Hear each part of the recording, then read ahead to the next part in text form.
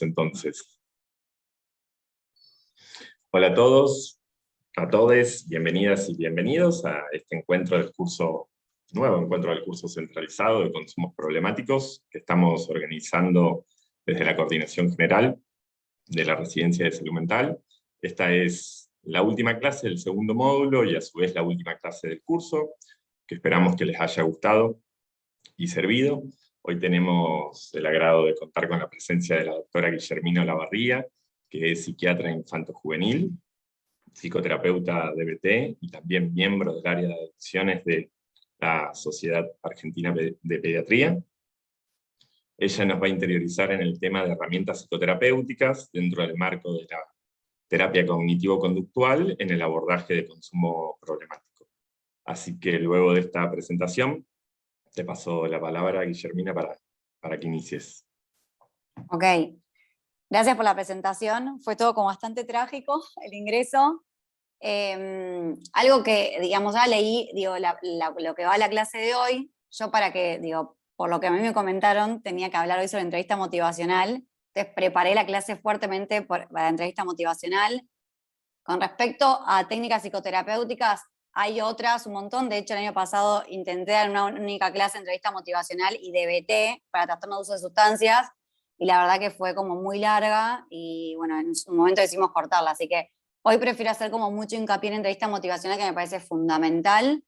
Y en el caso de que haya alguna otra clase o algo, podamos agendar para hablar sobre otras orientaciones psicoterapéuticas o técnicas psicoterapéuticas más conductuales de otros referentes, ¿sí? Bueno, entonces, hoy vamos a trabajar con entrevista motivacional. Primero, bueno, gracias por la invitación, y voy directamente de lleno porque es clave, digamos, con los profesionales de la salud mental que trabajamos con consumos problemáticos, en conocer sobre la entrevista motivacional. De hecho, bueno, justo dije, uy, justo tengo esta clase el viernes y esta semana tuve 2 admisiones muy interesantes, digamos, también por consumo de sustancias. Y fíjense que en realidad las 2 situaciones que tuve fueron las dos, ambas como muy distintas, ¿no? Y lo cual, la verdad es que volver a revisar la clase y pensar otra vez en entrevista motivacional fue, digo, muy positivo. Ahora después, a lo largo de la clase, les voy comentando un poco estas 2 entrevistas que tuve y por qué pensé en la clase de hoy, ¿no? Entonces, para ir arrancando, no sé si quieren compartir en la pantalla. ¿Están compartiendo? Ah. Ya comparto, ya comparto. Ahí va, ¿se ve? Ahí se está cargando, ahora se ve perfecto. Bien.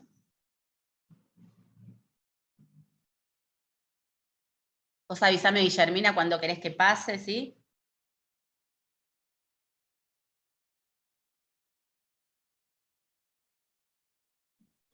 Estás muteada, Guillermina. Acá, ahora sí. Que les comentaba de que si bien soy psiquiatra de adultos y hice también mi formación en infanto-juvenil, hoy por hoy me dedico a todo lo que tenga que ver con la adolescencia y con el consumo de sustancias, entre otras cuestiones, ¿sí? Pero también me dedico a suicidio. Y bueno, muchas veces, como digo, esto que vamos a ver ahora sirve también hasta mismo para los adolescentes con ideas suicidas, ¿no? Con adultos trabajé bastante en consumo de sustancias y inicié digamos, todo lo que tenga que ver con mi formación en consumos problemáticos de sustancias con los adultos, pero digo, me dirigí mucho más a los adolescentes. Entonces, vamos con la entrevista motivacional. La primera pregunta que de alguna forma traigo acá y que nos convoca a todos es la siguiente: ¿cómo se han llegado a convencer tanto los profesionales de que los alcohólicos y los drogadictos son Perdón que lo está características? pasando, perdón, voy a ver qué pasa, que no me está pasando la diapositiva, pero ya lo intento arreglarlo. Ok. Yo igual sigo leyendo, como convoco a esta reflexión, ¿no? Ahí va. Caracterológicamente negados, mentirosos, ¿sí? Evasivos, defensivos y personas que se resisten al cambio y de que necesitan ser tratados como tal. La verdad es que merece esto, como yo necesito arrancar con esto, para mí, digo, trabajar con consumos implicó también un cambio desde la ideología, ¿no? Desde entender a los pacientes y a las personas que sufren, digamos, de problemáticas de consumo con otra mirada a la que tal vez, digo, de distintos lugares fuimos como llevados a tener, porque creo que lo cultural y lo social tuvo mucho que ver en todo esto, sobre todo ya creo que habrán hablado sobre la guerra contra las drogas y todo el estigma que se generó, digamos, en las personas que sufren de problemáticas de consumo y el rechazo que durante años, digo, y hoy muchas veces sigue ocurriendo de los pacientes que tienen, digamos, problemáticas de consumo, ¿no? De hecho, digo, hay un montón de trabajos presentados, pero digo, hasta no hace mucho los servicios de salud mental rechazaban a los pacientes con problemáticas de consumo y digo, tal vez hasta mismo los psiquiatras o psicólogos teníamos que de alguna forma dibujar cuando teníamos que hacer una internación en una clínica de salud mental de las problemáticas de consumo, porque si no, no les permitían tener una cama, ¿sí? Entonces, esto también, digo, para arrancar, como de dónde surge que estemos todos pensando o que de repente se piense a las personas con consumos problemáticos como mentirosos, violentos, ¿no? Delincuentes. Y creo que, bueno, está todo el tema de la guerra contra las drogas. Ahí tengo varios textos para sugerirles, pero calculo, no sé qué docentes estuvieron, pero creo que todos están como bastante dentro como del palo en el que de alguna forma yo estoy y de donde vengo como formándome. Y hay un montón de textos súper interesantes y claves para que lean y entiendan un poco de dónde viene esto, ¿no? Entonces, metiéndonos de lleno con la entrevista motivacional, la siguiente. Hoy voy a hablar principalmente de este libro maravilloso, impresionante, que te lo comes y que lo tienen que tener todos, que es La entrevista motivacional de Miller y Rolnick, ¿sí? Y que es la clave como para poder, de alguna forma, dar los primeros pasos de atención psicoterapéutica en personas con problemática de consumo, ¿sí? El libro es súper dinámico, no es esos libros que solamente brindan información más teórica, sino acá da muchas herramientas de qué tipo de preguntas, por ejemplo, hacer los terapeutas y los psiquiatras cuando tienen un primer encuentro con un paciente con problemáticas de consumo. Entonces, la siguiente. La primera pregunta que nos hacemos es ¿qué es la entrevista motivacional? ¿No? Algo que quiero comentar y que, bueno, se me pasó, pero digo bien a esto, es que es muy interesante porque Miller y Rolnick, ¿sí? Son dos psicólogos de distintas nacionalidades que cómo es que surgen y arman la terapia, digamos, la entrevista motivacional, ¿no? Este gran y maravilloso texto. Ellos atendían, digamos, pacientes con consumo problemático de alcohol, y en los lugares que trabajaban notaban que la forma en la que se trabajaba era desde la confrontación, ¿sí? Que de hecho, digamos, hasta no hace muy poco hay un montón digamos, de orientaciones psicoterapéuticas o técnicas principalmente, en la que se marca que el tratamiento principal terapéutico para las personas con problemas de consumo problemático tienen que ser desde las conductas más confrontativas o de las técnicas más confrontativas. Ellos viendo que estaban en servicios donde manejaban la confrontación como principal herramienta terapéutica y vieron que eso no funcionaba, empezaron a pensar, ¿no?, qué otras herramientas ellos podían promover para generar realmente la adherencia de los pacientes a la terapia y a generar un cambio conductual, ¿sí? Pero viendo que esto no funcionaba, ellos estaban en esos servicios, ¿no? Y es así que en el 91, digo, para mí no hace tanto, pero en el 91 es que se genera la primera edición de este texto, ¿sí? Entonces, con respecto a la pregunta de qué es la entrevista motivacional, es una forma concreta, como ellos describen, de ayudar a personas para que se reconozcan y se ocupen de problemas potenciales y presentes. Fíjense que todo el tiempo yo voy a hacer hincapié es que la persona se reconozca y se ocupe de los problemas potenciales y presentes. Y acá es donde el rol terapéutico es fundamental, ¿no? Porque el terapeuta que trabaja, digamos, desde la entrevista motivacional de Miller Rolnick, lo que va a hacer es hacer un equipo con el paciente, ¿sí? O como llamamos en DBT, con el consultante, ¿sí? El paciente va a tener un rol activo igual que el terapeuta, se trabaja en equipo. Acá no hay uno que dirige a otro, sino hay dos que empiezan a tomar decisiones para cambiar. Entonces, la siguiente, ¿con qué va a trabajar el terapeuta en una entrevista motivacional? Con la ambivalencia, ¿no? A mí me encanta esta palabra, hagámonos amigos de la ambivalencia. Quien trabaja con pacientes con problemáticas de consumo tiene que saber que la ambivalencia es característica de estos pacientes, ¿no? Entonces, digo, creer que un paciente con problemáticas de consumo va a llegar al consultorio ya con todas las ganas de cambiar y dejar de consumir, bueno, es algo imposible de creer, utópico. Entonces, si nos amigamos con la ambivalencia y con saber que estas personas con consumo problemático sienten y están sentados arriba de la ambivalencia, vamos a poderlos ayudar.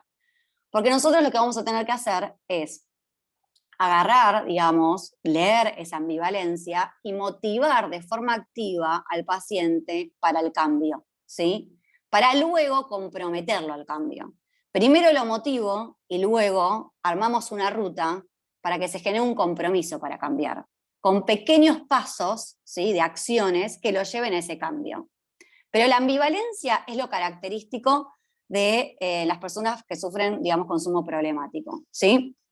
Digo, nadie llega al consultorio, por lo pronto a mí no me pasó, creo que no me pasó nunca, de que algún paciente llega al consultorio ya diciendo, la verdad es que hasta acá llegó mi consumo, no quiero consumir más cocaína.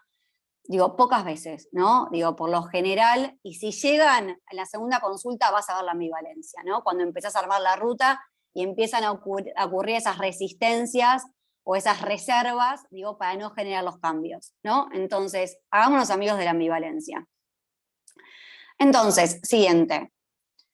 La entrevista motivacional va a tener distintas características, ¿sí? Por lo pronto, ¿cuál es el objetivo de la entrevista motivacional? Es promover la disponibilidad del paciente para el cambio, ¿sí? O sea, que el paciente adquiera un compromiso y alcance el deseo de cambiar, ¿sí? Eso es lo principal que nosotros tenemos que lograr. ¿Se va a basar en qué? En estrategias que surgen del counseling centrado en el paciente, de la terapia cognitivo-conductual, de la teoría de los sistemas y la psicología social, es de donde ellos agarran, digamos, varias herramientas para generar, digamos, construir esta técnica en entrevista motivacional, y que se puede combinar con otras estrategias terapéuticas para luego que el paciente logre adherencia a otros abordajes terapéuticos. Y esto también vale aclararlo, porque no es que, digo, la entrevista motivacional va en contra del psicoanálisis, o va en contra de DBT, o va en contra de otro tipo de orientaciones psicoterapéuticas.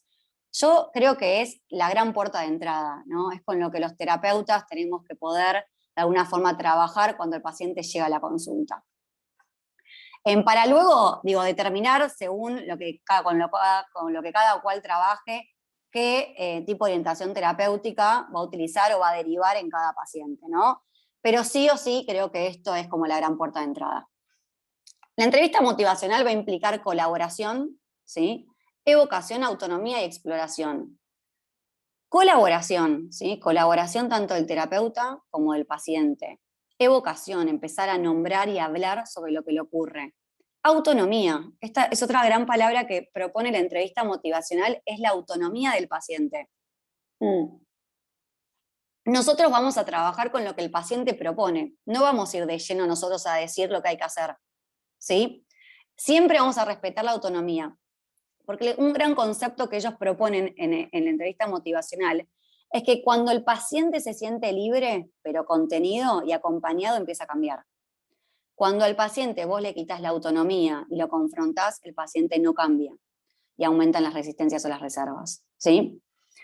No explica, no educa, no confronta ni ejerce autoritarismo. Acompaña. Te pones en equipo con el paciente, ¿sí? Con respecto al estilo del terapeuta, también hacen mucho hincapié en que las características del estilo del terapeuta influyen sobre la motivación del paciente, ¿sí?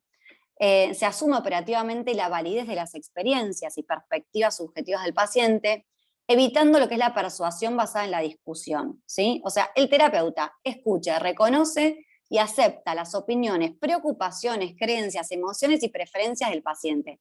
O sea, el terapeuta valida. El terapeuta está ahí para ponerse en los zapatos de quien tiene enfrente, ¿sí? Sin omitir juicios de valor, sino va bien reconociendo, escuchando, viendo y sintiendo de dónde surge ese dolor que tiene el paciente, ¿no? Digo, porque no sé si a ustedes les habrá pasado, pero a mí hoy por hoy me sigue pasando de que los pacientes con consumo problemático de sustancias, y hablo principalmente de los adultos porque en los adolescentes noto algo diferente, pero en los adultos hay un profundo dolor, ¿no? El paciente llega quebrado. Digo, después hablamos de la cocaína, o del cannabis, o del alcohol, o de qué drogas consumen. Pero el terapeuta tiene que poder ver ese dolor en esa primera entrevista, porque el paciente, digamos, si se siente cómodo, alojado, empático, escuchado y reconocido, es donde va a poder empezar a hablar sobre eso, ¿no? Entonces, de ese lugar me parece que el estilo del terapeuta es fundamental. Y en esto también hacer mucho hincapié, en el estilo del terapeuta. Entonces, ¿cuál es la siguiente, por favor? ¿Cuál es el enfoque de la entrevista motivacional? Bueno, el enfoque, por un lado, tenemos lo que es desenfatizar las etiquetas, ¿no? Esto de desustancializar al paciente, desetiquetarlo. Digo, no llega a la consulta el adicto, el que consume cocaína, ¿no? Yo hago mucho hincapié en esto porque no sé qué les pasará a ustedes, digo, creo que acá la mayoría son residentes, ¿no? Sí.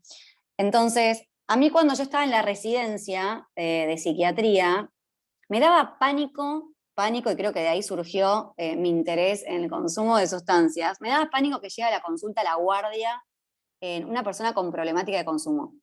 No sabía, digamos, cómo atenderlo porque no sabía qué medicación darle. No sabía tanto de cocaína, no sabía tanto de alcohol, no, digo, me metía en la mirada más médica, toxicológica, y me perdía por completo el encuentro con el paciente.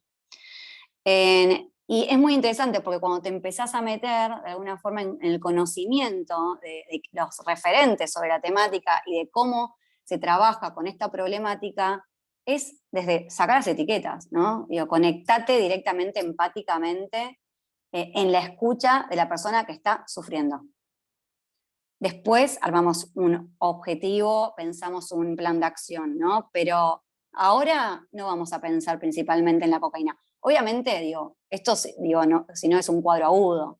Si llega un cuadro agudo de intoxicación, alojamos, obviamente empatizamos y tenemos que hacer un chequeo clínico, pero sí esto de desetiquetar a los pacientes, ¿sí? Sacarles la etiqueta de adicto. Ellos ya vienen con esa etiqueta, ¿no? El paciente que llega a la consulta, como siempre yo les digo a los pacientes cuando llegan, es 1 de 10 que llega, ¿no? Ya llegar a la consulta es un montonazo. Hasta mismo puedo respetar que en la primera consulta tal vez no tengas ganas de hablar, porque llegar al consultorio y tocar el timbre es un montón. Entonces, si yo ya tengo eso en mi cabeza, digamos, desde donde voy a arrancar, mi vara está muy baja, porque en realidad valido hasta que haya llegado al consultorio y ya tocado el timbre. Entonces, desde ahí vamos a arrancar un plan de acción, ¿sí? Entonces, con respecto a desenfatizar las etiquetas, ellos mencionan que hay varios estudios realizados que encontraron que la aceptación de la etiqueta del adicto no está relacionada con los resultados del tratamiento e incluso se relaciona negativamente con la recuperación, ¿sí? Y esto también va a surgir en las entrevistas, porque ellos ya, digamos, llegan con la etiqueta de adicto, delincuente, mentiroso, ¿no? Entonces, empezar a hablar de su intimidad genera un malestar, una culpa de una intensidad altísima, una vergüenza de una intensidad altísima, una tristeza de una intensidad altísima. Entonces, creo que nosotros tener en claro esto de desetiquetar es fundamental, ¿sí? Trabajamos con el sujeto, no trabajamos con las etiquetas. Énfasis en la elección personal de autorresponsabilidad, ¿sí? El paciente es responsable para el cambio. Esto, digo, otra vez, otro gran concepto que ellos todo el tiempo en todo el texto, digamos, ponen énfasis es en la autonomía. El paciente es responsable para cambiar. Nosotros lo que vamos a hacer es guiarlos, ¿sí? Acompañarlos, pero el cambio lo hace el paciente. El terapeuta se centra en provocar las propias preocupaciones del paciente. O sea, nosotros terapeutas tenemos que tener una escucha muy abierta, ¿sí? Y un radar, digo, como muy prendido, porque lo que tenemos que detectar es cuáles son las preocupaciones del paciente, no las mías, las que yo pienso en este momento que tenemos que ir urgente a cambiar, sino cuáles son las preocupaciones del paciente, porque el paciente se va a empezar a mover para cambiar en base a sus preocupaciones, no a la que yo le indique o le proponga, en base a las que él siente como preocupaciones. Y es desde ahí donde vamos a empezar a trabajar. Otro concepto importante es que la resistencia del paciente es un problema del terapeuta. Y esto me encanta. Cuando el tratamiento con un paciente con consumo problemático no está funcionando y está yendo para cualquier lado, el problema no es del paciente, el problema es del terapeuta, ellos dicen, ¿no? Acá el terapeuta se tiene que sentar otra vez a pensar, a entender qué está pasando y a diagramar una nueva ruta. ¿Sí? Se considera como un patrón de conducta interpersonal influida por el estilo del terapeuta. O sea, ¿qué quiere decir? Que si hay resistencia, o sea, que si el paciente no está pudiendo generar un cambio, el terapeuta tiene que revisarse a él mismo, no solamente el tratamiento con el paciente, sino él cómo está en cuanto al estilo que le está proponiendo de terapia al paciente, ¿sí? Y esto también me parece como muy importante. En mi otra línea terapéutica, que es DBT, nosotros trabajamos mucho con el tema del burnout, el profesional y el límite personal, ¿no? Y muchas veces tal vez estamos atravesados por distintas situaciones que no nos permiten estar disponibles para el paciente, ¿no? Para acompañarlo en esa ruta. Entonces creo que ahí, cuando ocurre algo de esto, es importante no solamente mirar la ruta que se trazó con el paciente, sino el terapeuta dónde está parado, ¿no? ¿Qué estuvo ocurriendo en las últimas sesiones? Con respecto a la resistencia, esta se te va a trabajar con reflexión, retrocedo, ¿sí? Y descubro dónde está el paciente y trabajo desde ahí, ¿no? No sigo avanzando y viendo lo que yo quiero que siga avanzando, ¿no? Tal vez el paciente se quedó en un objetivo como mucho más bajo del que nosotros estábamos pensando que teníamos que llegar. Entonces, digo, es como el juego de la oca, ¿viste? Vuelvo para atrás y sigo avanzando, pero voy para atrás y sigo avanzando desde donde se quedó el paciente, no desde donde yo quiero que esté el paciente, ¿sí? Los objetivos terapéuticos y las estrategias de cambio son negociadas entre el paciente y el terapeuta. La participación del paciente y la aceptación de los objetivos son considerados cruciales. Y esto es muy importante, la negociación. Digo, los que trabajamos esto con consumo con problemáticas de consumo, siempre la palabra clave es la negociación. A mí me pasa mucho, digo, con adolescentes aún más, pero negociás, ¿no? Se negocia de alguna forma esto de dónde vamos a arrancar, ¿no? Obviamente siempre manteniendo un encuadre y objetivos claros en el terapeuta de hacia dónde ir, ¿no? Digo, esto no es que de alguna forma le deja todo el tratamiento, no le dejas el tratamiento al paciente, ¿no? Pero sí, de alguna forma, lo que haces es negociar los objetivos terapéuticos y las estrategias del cambio, ¿sí? Desde cosas mínimas, ¿no? De repente, digo, tal vez el objetivo es, no sé, que no te juntes más con los chicos de la plaza. Digo, yo hablo porque hablo mucho con los adolescentes de esto, de los pibes que se juntan con los pibes de la plaza. Entonces, tal vez es un montón eso, y tal vez el objetivo es no te juntes más a consumir con los chicos de la plaza. Entonces, digo, la negociación tiene que ver con, bueno, ¿cómo podemos hacer? Los sábados no vas, ¿no? Bueno, lunes, martes vas, bueno, miércoles no vas. Entonces, desde estas pequeñas negociaciones es que se va armando como la ruta de cambio, ¿sí? Pero con una participación activa del paciente. Otro enfoque de la entrevista motivacional es todo esto que dice que intenta crear y amplificar la discrepancia del paciente a fin de aumentar la motivación para el cambio. Claro, lo vamos a ver que está dentro de los principios de la entrevista motivacional, digamos, el crear una discrepancia. Y esto tiene que ver con aumentar la motivación a través de que el paciente, de que el terapeuta pueda tener una mirada que convoque al paciente a mirar. De alguna forma hay una discrepancia entre donde él quiere estar y donde está ahora, ¿no? Entre lo que implica una mejora de su calidad de vida y las conductas que tiene en este momento. Entonces, a partir de estas discrepancias que se van generando en el encuentro, es que también se genera una motivación para cambiar, ¿sí? Siguiente, por favor. Ambivalencia. De la ambivalencia lo que tenemos que saber es esto, que es normal, que es aceptable, que es comprensible, ¿no? Me encanta esto de que sea comprensible, ¿no? Yo siempre pienso lo siguiente, y cuando empezás de alguna forma a entender, digamos, y comprender qué es lo que le está pasando a esta persona que tiene ese consumo, ¿no? Es que quien llega a consumir de una forma problemática, digamos, yo creo que no encontró otras habilidades para poder regularse emocionalmente, mejorar, digamos, él en lo personal o en sus condiciones de vida, y intentó que la sustancia de alguna forma mediatice, ¿sí? Entre las tensiones que tiene él y el contexto en el que está, ¿no? Entonces, si realmente no tengo herramientas, ¿no? Me siento angustiado por un montón de cuestiones, me han ocurrido varias otras cuestiones trágicas en mi vida, seguramente vaya a buscar de alguna forma en las drogas algo para aliviar este dolor, ¿no? Hay un video, pero no sé si lo voy a llegar, pero bueno, yo se le dejo la presentación, pero que a mí me encanta, que es de un médico canadiense que se llama Gabor Mate, que él de alguna forma decía que cuando trabajaba con problemáticas de consumo, él no le preguntaba qué consumía a los pacientes, les preguntaba qué les dolía, ¿no? ¿Dónde está tu dolor? Porque desde ahí es de donde surge todo, ¿no? Ambivalencia, es el núcleo del problema, ¿no? Digo, va a estar ahí, ¿no? Nosotros tenemos que mover de alguna forma la balanza más en pos del cambio que de la ambivalencia, pero la ambivalencia va a estar ahí, es el núcleo del problema. Hay que trazar de alguna forma también con la ambivalencia una hoja de balance decisional, ¿sí? Entre pros y contras de mantener o cambiar una conducta.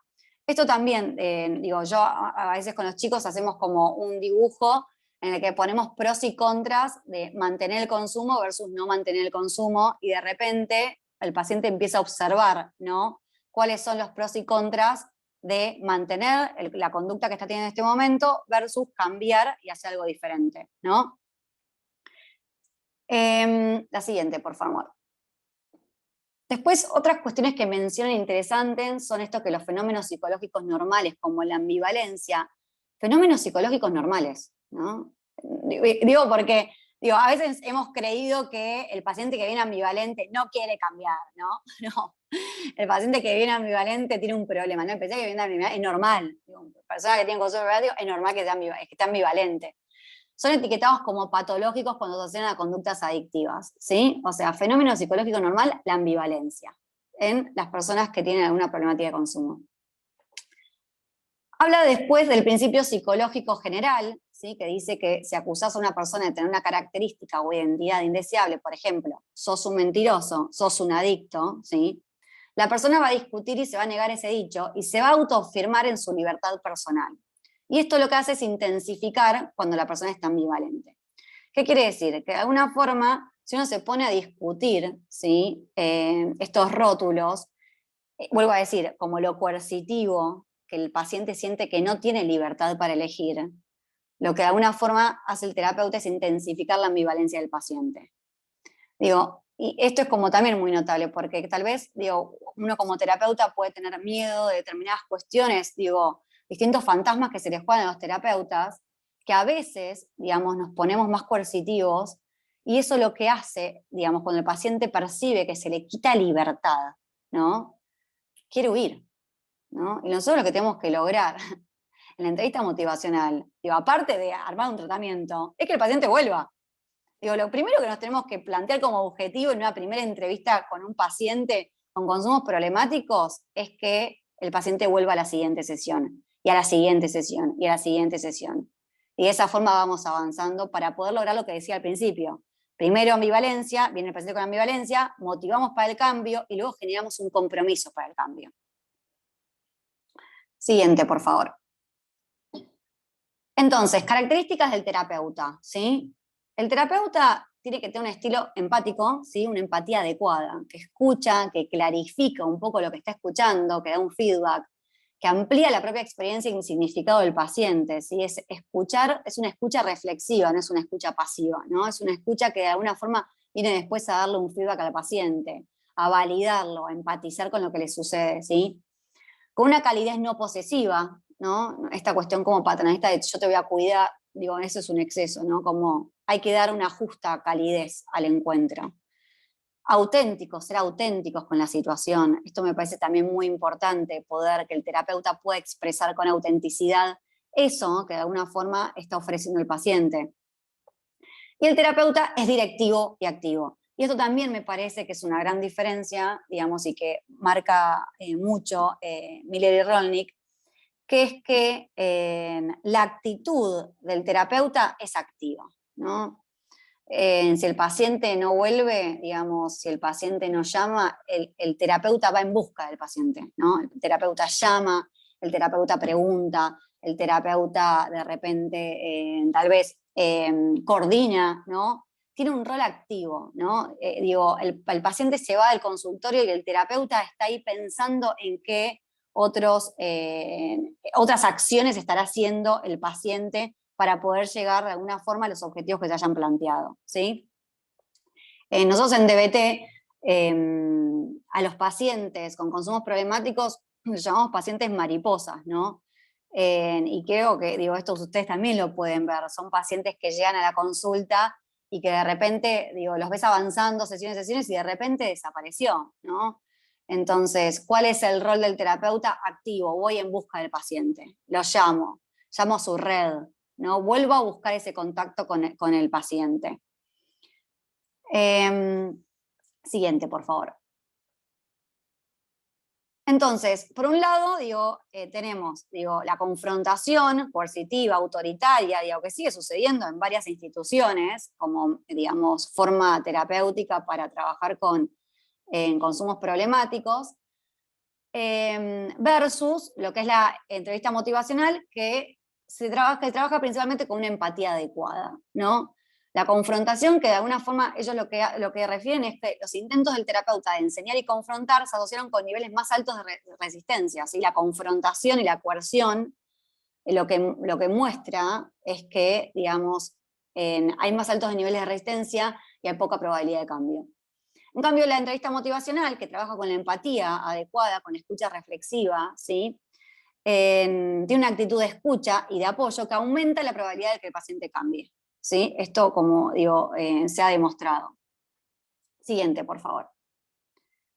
Entonces, a modo como ya como más directivo, las estrategias confrontativas son ineficaces, ¿sí? Hay muchas instituciones que las siguen utilizando, lugares de rehabilitación, etcétera, pero se ha mostrado que son ineficaces, ¿sí? La siguiente, por favor. Entonces, ¿con qué es lo que va a trabajar el terapeuta? Bueno, va a balancear entre empatía y confrontación. Y acá traigo la palabra confrontación. Porque lo que ellos dicen es que la confrontación en el espacio psicoterapéutico, dada por el terapeuta, es un objetivo, ¿sí? Hay una intención para ver y aceptar la realidad, ¿no? Entonces, ¿cuándo es que de repente el terapeuta se puede poner más confrontativo? No como técnica principal, sino como que de repente puede haber en un momento que el estilo del terapeuta tenga que ser ante una situación más confrontativo. Pero confrontativo desde un lugar también de empatía, ¿no? De lograr el cambio. No es la confrontación como modelo coercitivo que se le dice al paciente lo que tiene que hacer, sino una confrontación, ¿sí? Donde el terapeuta elija en ese momento tener un estilo más confrontativo. ¿Para qué? Para seguir ayudando al cambio. Siguiente, por favor. Entonces, ¿qué es lo que hace cambiar a las personas? La motivación. Ellos hablan de la motivación, que es lo que hace cambiar a las personas. Siguiente, por favor. La motivación entonces es un estado, ¿sí?, de disponibilidad fluctuante que depende de múltiples factores. Y esto también es como muy importante, ¿no? Como remarcar de que la motivación es un estado fluctuante. Porque eso nos va a pasar a lo largo de todo el tratamiento, con personas con consumo, ¿no? El terapeuta tiene que estar como ahí medio en la alerta de cuándo empieza a ocurrir cierta desmotivación para cambiar o cuáles son las acciones que está haciendo el paciente que muestran que no está motivado, ¿sí? Por otro lado, la motivación, ellos dicen que es la probabilidad de que una persona inicie, continúe y se comprometa con una estrategia específica para cambiar, ¿sí? Esto es lo que menciona Miller. Y por otro lado, esto también, importantísimo, es que el terapeuta tiene que evaluar la motivación a través de lo que el paciente hace y no de lo que dice, ¿sí? Ahí es donde vamos a dar la motivación. La motivación es esto, ¿no? Si el paciente llegó a la consulta, tocó el timbre, subió, se sentó y esa entrevista no habla, lo que hizo ya es un montón. Yo a ese paciente lo veo motivado, aunque tal vez en la entrevista no quiera abrir la boca, ¿sí? Pero llegó.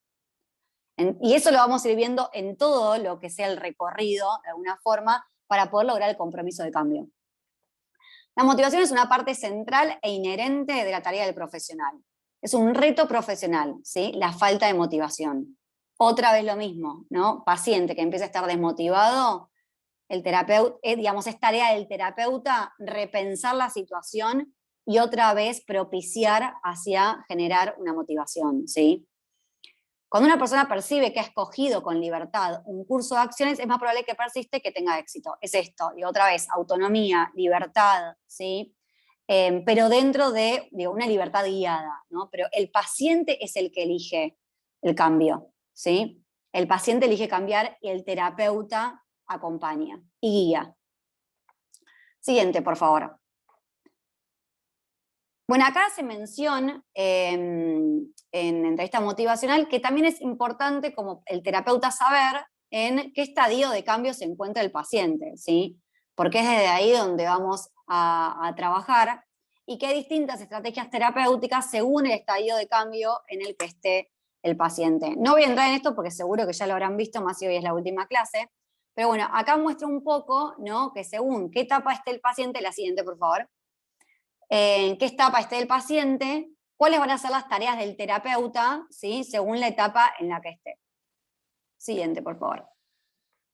Entonces, ¿cuáles son las estrategias que puede utilizar el terapeuta para aumentar la motivación al cambio? ¿Sí?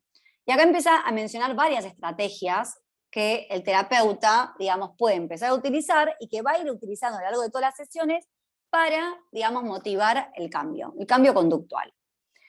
La primera que menciona es ofreciendo consejo, ¿sí? Ofrecer el consejo. Con respecto a ofrecer el consejo, o sea, que el terapeuta aconsejo de un consejo, ellos lo que sugieren es que es más asertivo y tiene como más peso, digamos, como estrategia psicoterapéutica cuando el paciente pide el consejo más que cuando el terapeuta se lo ofrece sin que el paciente lo pida, ¿sí? Eso como que hacen como una mención. Y por otro lado, que cuando es que el terapeuta puede, digamos, de alguna forma se habilita a ofrecer un consejo, bueno, cuando de repente ve que tal vez, digamos, lograr el objetivo o los pasos de acción, digamos, para lograr ciertos objetivos de cambio conductual están obstaculizados y el paciente está trabado, ahí el terapeuta puede, como de alguna forma, ofrecer un consejo, ¿no? Digo, esto, che, te noto que de repente estamos hace bastante tiempo acá y no estamos pudiendo como atravesar, o sea, digamos, atravesar este obstáculo para poder lograr esto que estamos pensando como que sería un gran objetivo, digamos, que estamos agendando. ¿Te gustaría que te dé un consejo? Digo, desde ese lugar, ¿no? Eso es ofreciendo consejo. Por otro lado, menciona otra estrategia que es eliminando obstáculos, que es esto de alguna forma, pensar junto con el paciente cuáles son los obstáculos que hacen que el paciente no logre los objetivos que se están proponiendo en este cambio. ¿Sí? Digo, uno piensa como en objetivos como algo muy grande, pero un objetivo puede ser, por ejemplo, que el paciente, no sé, me ha pasado, digo, tiro como ejemplos de que me se viene a la cabeza.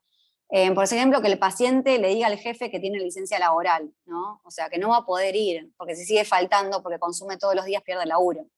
Entonces, tal vez lo mejor es, che, ¿por qué, digamos, no, esto no lo trabajamos en el laburo? Te tomás una licencia y podemos ocuparnos del tratamiento sin que tengas esta angustia. No, pero no puedo, ¿cómo le voy a decir? Bueno, entonces, eliminando obstáculos es pensar juntos de qué forma el paciente pueda lograr ese objetivo, está atravesando tal vez los miedos que le aparecen o por qué no está logrando ese objetivo que se está planteando, ¿sí? Esperen que me voy a quedar sin batería, voy a enchufar mi teléfono, chicos. Okay. Lo único que falta es que me quede sin batería. Esperen un segundo.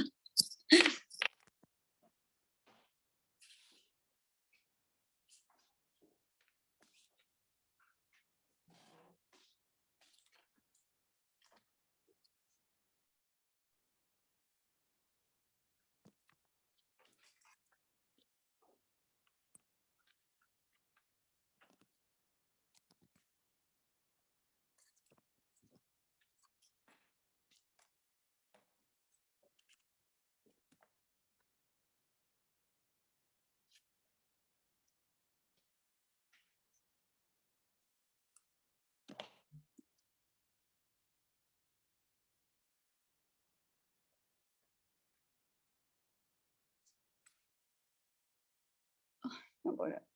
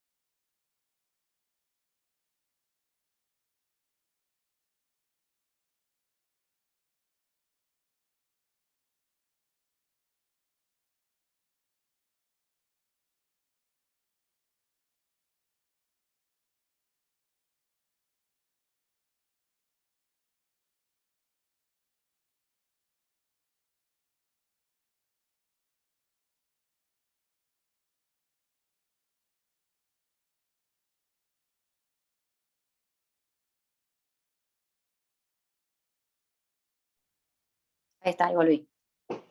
Bueno, entonces, eliminando obstáculos. Ofrecer alternativas es como digamos, se dice, es pensar juntos, digamos, alternativas o distintas rutas que de alguna forma lleguen a lograr los objetivos y que se logre el cambio. Disminuir la deseabilidad, ¿no? Disminuir la deseabilidad tiene que ver con esto de las reservas, ¿no? De pensar juntos, de alguna forma, qué conductas o acciones el paciente debería empezar a dejar de hacer, ¿no? Para disminuir la probabilidad de consumir. Practicando la empatía, ¿sí? Es esto, digamos, de alguna forma, lo que venimos ya diciendo, como de empatizar con lo que le sucede, validar al paciente, digamos, en lo que está haciendo, esto de muchas veces como decir, bueno, estás haciendo lo mejor que podés, pero podemos hacer un poquito más. Ofrecer un feedback, esto también es muy importante, es, digamos, que el terapeuta pueda darle una devolución, ¿sí? Al paciente, de alguna forma de lo que está ocurriendo, de lo que escuchó y de los cambios que va notando que el paciente va haciendo, ¿sí? Siempre dar como una devolución, ya sea, digamos, de cuestiones que le llamen la atención que escucharon en la entrevista, o de los cambios que se vienen haciendo, pero siempre ofrecer un feedback al paciente. Digo, esto de que el paciente se hace cargo de su, digamos, de su cambio, ¿no? Que está ahí activo. Aclarando objetivos es, digamos, esto, pensar juntos cuáles son los objetivos que se van a ir planteando, porque después vamos a trabajar digamos, para llegar al compromiso, pero sí es, digamos, a través de objetivos. Ofrecer una ayuda activa. Y esto es lo que decía, el terapeuta tiene un rol activo. Preguntas abiertas, escucha reflexiva, validar y afirmar, ¿no? Esto también es muy importante para el paciente, que se lo valide y que se lo afirme, ¿no? Che, qué bueno esto que hiciste, la verdad, tanto que nos llevó, lo pudiste hacer, notaste que pudiste hacer esto. Expresar preocupación, reconocer el problema que tiene el paciente, ¿sí? Y utilizar una técnica que se llama paradoja, que es, digo, esto de no me convence tu problema, que es muchas veces como esto que, digamos, la técnica como de abogado del diablo. A veces esas pequeñas confrontaciones, esas cuestiones de no te veo tan convencido de querer cambiar, lo que generan es mayor motivación para el cambio, ¿sí? Ok. Siguiente, por favor. Entonces, preguntas para provocar afirmaciones automotivadoras. Ejemplos, ¿no? En el libro van a encontrar 1.000.000. ¿Qué te hace pensar que esto es un problema? ¿No? ¿Qué crees que te va a pasar si no cambias? ¿Qué crees que te va a funcionar si decidís cambiar? ¿Qué te preocupa del uso que estás haciendo de la sustancia? ¿No? ¿Cuál es tu preocupación de esto, ¿no? De esta situación? ¿Cómo era todo antes de que comenzaras a consumir? ¿No? Son preguntas que provocan las afirmaciones automotivadoras, ¿no? Las respuestas que va a dar el paciente lo va a autoafirmar y automotivar. Siguiente, por favor. Entonces, principios generales de la entrevista motivacional. 1, siguiente. Primer principio, expresar la empatía, ¿sí? Son 4 principios importantísimos. Expresar la empatía. ¿Qué es esto? Otra vez vuelven a machacarnos la cabeza en aceptación, sin juzgar, sin criticar o culpabilizar al paciente, ¿sí? Con una escucha reflexiva y que el terapeuta entiende que el paciente aún no está preparado para cambiar y acepta como normal la ambivalencia. Segundo, crea una discrepancia. Crear una discrepancia es entre la conducta actual y los objetivos futuros del paciente, ¿sí? El paciente va a dar las razones para cambiar. ¿Cuáles son tus motivos para cambiar? Esto también, digamos, siempre, digamos, lo pregunto, ¿no? Digamos, ¿por qué cambiarías? ¿Para qué cambiarías? ¿No?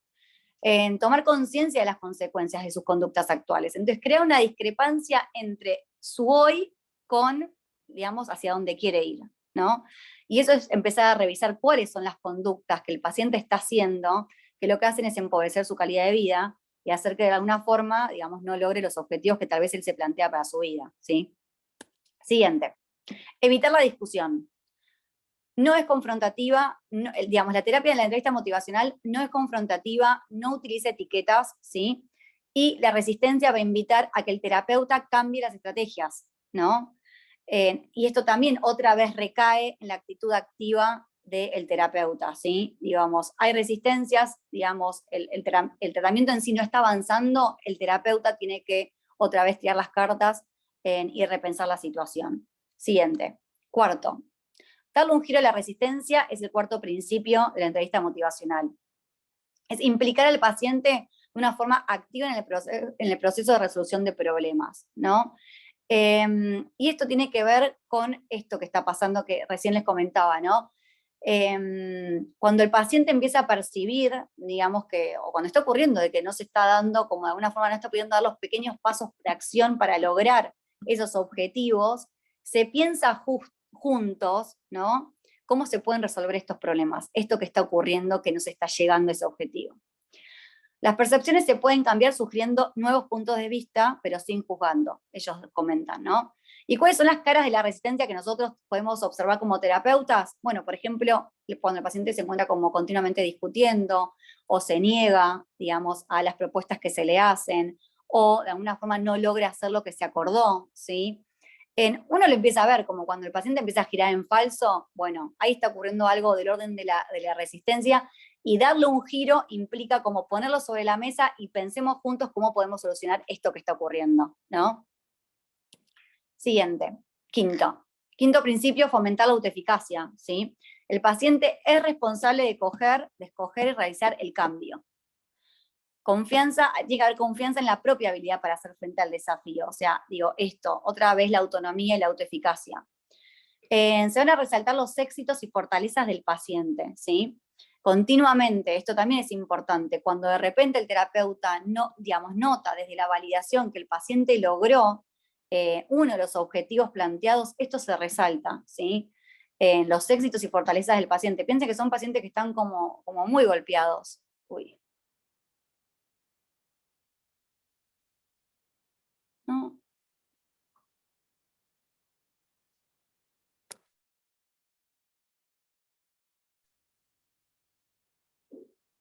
Ahí está, volví. Chicos, estoy siendo muy accidentado todo esto. Ok, entonces, siempre se resaltan los éxitos del paciente, ¿no? Digo, si vos ves que el paciente, digamos, desde la validación, notás que no tienen habilidades, que, digo, todo les cuesta un montón, esos pequeños pasos, digamos, que tal vez, digamos, para otros pueden ser pequeños, para nosotros es un montón, pero para nosotros es para el paciente y para el terapeuta, para nosotros, para este equipo es un montón. Y eso se resalta. Siguiente. Entonces, ¿cuáles son los pasos de la entrevista motivacional? ¿Sí? 1. Toma de contacto. ¿Sí? ¿Qué es lo que tiene que hacer el terapeuta en la primera toma de contacto? Bueno, buscar entender qué le está pasando al paciente en su vida, escucho, empatizo, no juzgo, ¿sí? Se tiene que generar un ambiente cómodo y de confianza, y de este paso, este primer paso que es la toma de contacto, depende que el paciente vuelva. El segundo paso es el centrado, ¿sí? Es qué del cambio. La gran pregunta de este paso es qué del cambio. El terapeuta entonces busca entender qué es lo importante para el paciente, ¿sí?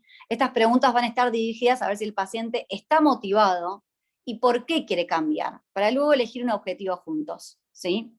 Y acá, en esta etapa, en el centrado, se jerarquizan los objetivos y se observan los obstáculos a través de la discrepancia, ¿sí? Entonces vamos a jerarquizar objetivos y buscar de alguna forma trabajar con cuáles son los obstáculos que no van a lograr esos objetivos, ¿no?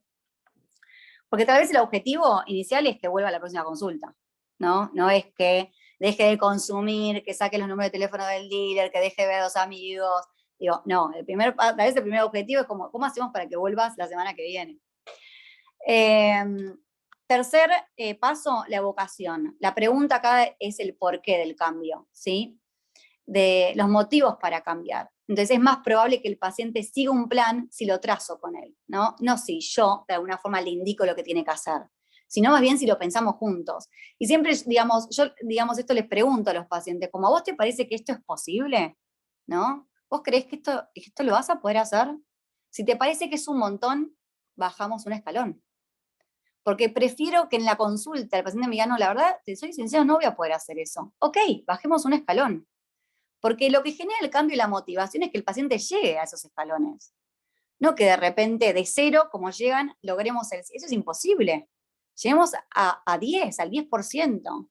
Entonces, esto que te estoy planteando es muy difícil para vos, porque tal vez es muy difícil para vos, ¿no? Digo, entonces podemos pensar algo, bueno, un poco más fácil, digo, que sea, que vos puedas creer que lo puedas lograr, ¿no? Cuarto paso es la planificación, cómo del cambio, ¿no? Y se planea cómo cambiar las conductas. Seguir al paciente en su propio plan de acción paso a paso. Los objetivos tienen que ser específicos, alcanzables, relevantes y en un plazo razonable establecido, ¿no? Uno puede proponer esto, ¿no? Como, che, mira, vos notás que te vas a quedar sin trabajo. Si te quedas sin trabajo, seguramente es un problema, pues no puedes pagar el alquiler, y si no puedes pagar el alquiler, va a ser un problema con la vivienda, digo. Entonces tenemos que lograr que hables con tu jefe. Y tal vez ese es el primer objetivo, ponele, ¿no? Entonces diagramamos los pasos de acción, y los pasos de acción pueden ser como de ese gran objetivo, desarmarlo a cuál es el mejor día que le encuentres a tu jefe, en qué horario, querés que esa mañana hablemos y te coaché y repasemos cómo le vas a decir, ¿sí? Esta situación. Es ese desmenuzar los pasos de acción, ¿no? Es armar un plan según los valores que se organizan en la jerarquía de cambios del paciente, y empezar a generar juntos y construir juntos pequeños pasos de acción, ¿sí? Siguiente, me parece que, sí, esto, digo, me encanta, del creador de Alcohólicos Anónimos, que dice, ellos siempre debían ser guiados, pero no presionados, y descubrimos que lentamente avanzábamos más rápidamente, ¿no? Y esto también tiene que ver con el furor curandis de los médicos de querer ya lograr el cambio, ya que el paciente... No, esto es como lento. Y si retrocedemos, retroceder no es que el tratamiento no está bien, es de alguna forma lo que se piensa y que está bien para lograr los cambios, ¿sí? Bueno, hay un video que se los dejo ahí, que es de Gabor Mate, esto que les comenté, ¿no? Como él de alguna forma piensa al consumo de sustancias, y desde esta mirada como del dolor, de la compasión, de una mirada compasiva del paciente. Y bueno, también les dejo mi mail por cualquier cosa, si tienen dudas, igual si quieren ahora, digamos, hacer algún comentario, duda, tengo unos minutitos. No sé si ustedes les pueden conseguir, el libro este está en PDF, se consigue fácilmente, si no yo se los envío y lo pueden reenviar para que ellos ya lo tengan, como asimismo también la clase. Dale, perfecto, Guillermina, todo lo que nos quieras enviar, nosotros después lo reenviamos a los chicos que tenemos todos los mails y le damos la bibliografía. Yo te quería agradecer la predisposición, la clase, y a pesar de todos los desperfectos tecnológicos salió muy bien. Así que también abrir el espacio para que quien quiera realizar preguntas, comentarios y podamos intercambiar opiniones.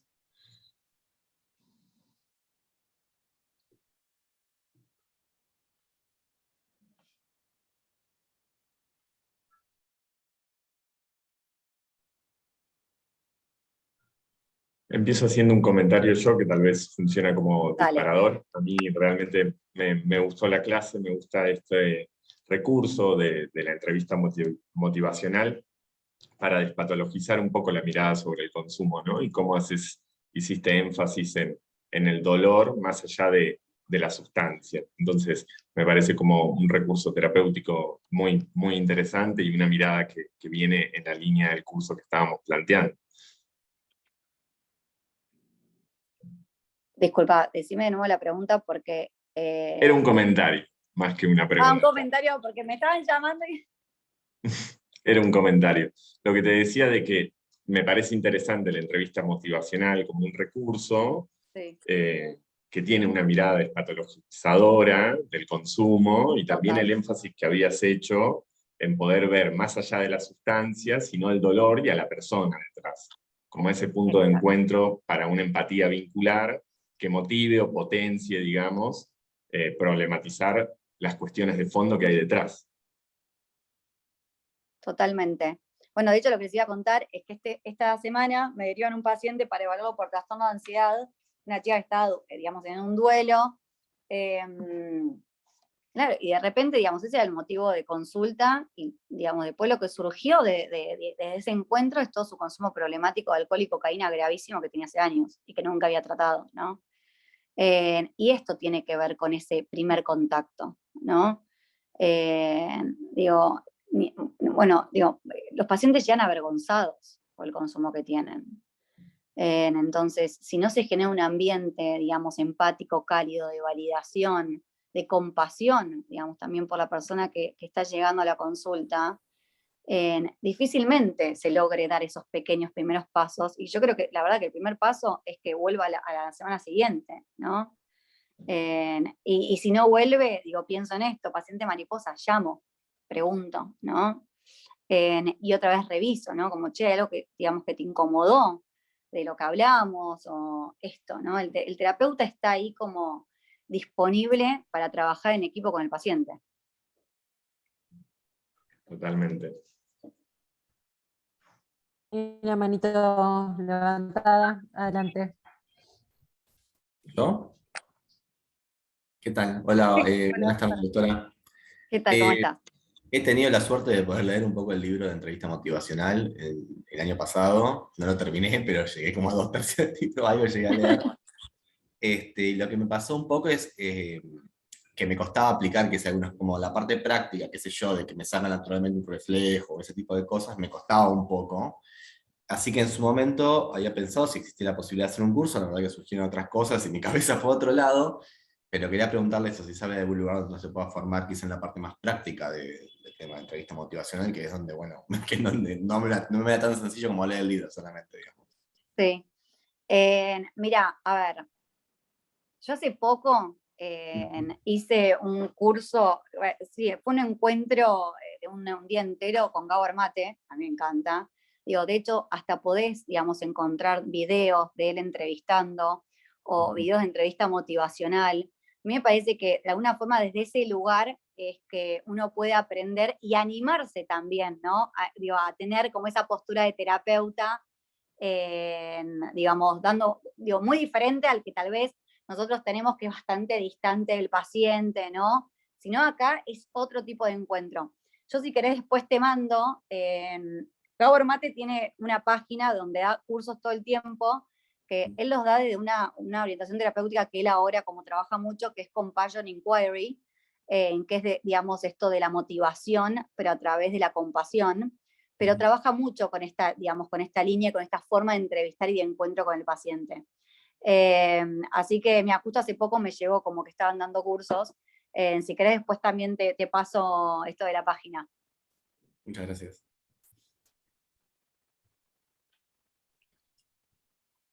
Yo quería comentar, bueno, primero agradecerte la clase, la verdad re interesante, y me parece re interesante también porque tomamos mucho el tema de cómo nuestro sistema, y seguramente otros sistemas de salud, expulsan a las personas con consumos problemáticos, pero es interesante también ver que uno mismo ya cuando el paciente no es expulsado y tiene esa admisión o esa entrevista, cómo uno podría llegar a estar repitiendo esa expulsión justamente si no considera estas cuestiones dentro ya de la admisión o del tratamiento. Entonces está bueno, porque no es solamente a veces el sistema que expulsa y no deja que el usuario tenga una primera entrevista y lo expulsa, sino que también es ver cómo ser empático y alojar a esa persona para que vuelva, ¿no? Exacto. Y no hablar siempre como son las personas con problema de consumo, que no, es un desastre, nunca terminan un tratamiento, siempre uno lo pone afuera, ¿no? Está bueno eso de poder implicarse y ver, bueno, ¿qué hacemos los terapeutas con esto, no? Totalmente, totalmente, digo, va más allá del sistema, por eso Me parece como que si hoy, no sé, en todo este curso que ustedes hicieron, se llevan como todas estas estrategias y herramientas y les cayeron algunas fichas, ya eso genera un montón de cambio, ¿no? Hay un montón de material para leer porque también me parece que es fundamental el conocimiento, ¿no? Desde donde surgen también nuestras formas de atender o de mirar determinadas cuestiones, hasta mismo esto que como vos hablas de usuarios, ¿no? Y en otro momento, digo, por otro lado también estamos atravesados por esto de la delincuencia y determinadas leyes que los ponen a los usuarios en un lugar como más delictivo. Entonces me parece que es importante también tener el conocimiento de dónde surge todo esto, porque implicarse también de esta forma, digamos, es implicarse desde un conocimiento, ¿no? Ahí es como que hay algo adentro que te motiva hasta mismo que el terapeuta cambie respecto a la mirada que tiene y el conocimiento que tiene sobre esta temática, ¿no? No tanto la del manual que te dice que lo que tenés que hacer protocolo para atender un trastorno por uso de sustancias, sino más bien cómo me acerco a esta persona, ¿no? ¿Qué le está ocurriendo? ¿Desde qué mirada, de qué lugar me estoy acercando, ¿no? O sea, ¿qué referentes me interpelan a mí para acercarme a esta persona? Digo, por eso me parece que es importante esto que vos estás diciendo, es el sistema, pero el sistema lo hacemos todos nosotros también.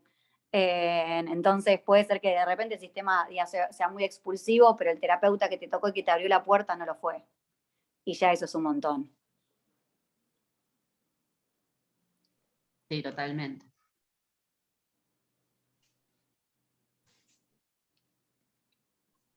A mí esa última frase me parece un hermoso cierre. Mientras cambia mucho de este sistema expulsivo, me parece que la apuesta es por formar profesionales que sean empáticos, que abran las puertas, digamos, que reciban.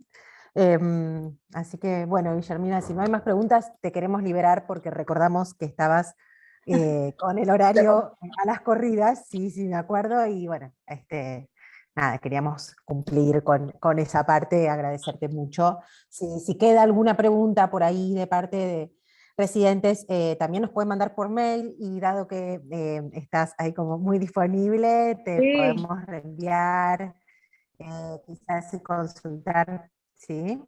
Sí, totalmente. Totalmente. Estoy disponible para los que quieran recibir más material de lectura o en alguna forma otros autores que les puedo mandar. Bueno, Guillermina, perfecto. Entonces, te enviamos la información, cualquier cosa. Yo hablé con Alejandro que me dijo que te mandara un saludo, así que cumplo con eso. Y como decía Jessica, te liberamos para que puedas seguir. ¿Bien? Dale, muchas gracias. Un placer estar acá, aunque fue accidentado. Me encantó. Muchas Estuvo gracias. muy bien. Muchas gracias a vos. Chau, chau. Chao. Chao.